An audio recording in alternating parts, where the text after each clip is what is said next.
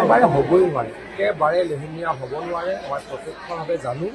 মুখ্যমন্ত্ৰী ডাঙৰীয়াৰ লগত এই বিষয়ে মই প্ৰায় দিনটোত ৪-৫বাৰ কথা পাতো। তেখেতে গতিত চলি আছে। তদন্ত প্ৰক্ৰিয়া সম্পূৰ্ণ হওঁতে অকণ সময় লাগে। তদন্ত প্ৰক্ৰিয়া সম্পূৰ্ণ ১৫ দিনত ২০ দিনত এনেকুৱা এটা ডাঙৰ কেছৰ তদন্ত সম্পূৰ্ণ হোৱাটো সম্ভৱ নহয়। কিন্তু এটা কথা কওঁ, জুবিন গাৰ্গ ডাঙৰীয়াই ন্যায় পাব, অসমৰ ৰাইজে ন্যায় পাব, পৰিয়ালে ন্যায় পাব আৰু দোষীয়ে কঠোৰৰ পৰা কঠোৰতম শাস্তি পাব। তাৰ লগত কোনো ধৰণৰ কম্প্ৰমাইজ কৰা নহয়।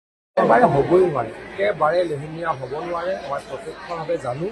মুখ্যমন্ত্ৰী ডাঙৰীয়াৰ লগত এই বিষয়ে মই প্ৰায় দিনটোত ৪-৫বাৰ কথা পাতো। তেখেতে গতিত চলি আছে। তদন্ত প্ৰক্ৰিয়া সম্পূৰ্ণ হওঁতে অকণ সময় লাগে। তদন্ত প্ৰক্ৰিয়া সম্পূৰ্ণ ১৫ দিনত ২০ দিনত এনেকুৱা এটা ডাঙৰ কেছৰ তদন্ত সম্পূৰ্ণ হোৱাটো সম্ভৱ নহয়। কিন্তু এটা কথা কওঁ, জুবিন গাৰ্গ ডাঙৰীয়াই ন্যায় পাব, অসমৰ ৰাইজে ন্যায় পাব, পৰিয়ালে ন্যায় পাব আৰু দোষীয়ে কঠোৰৰ পৰা কঠোৰতম শাস্তি পাব। তাৰ লগত কোনো ধৰণৰ কম্প্ৰমাইজ কৰা নহ'ব।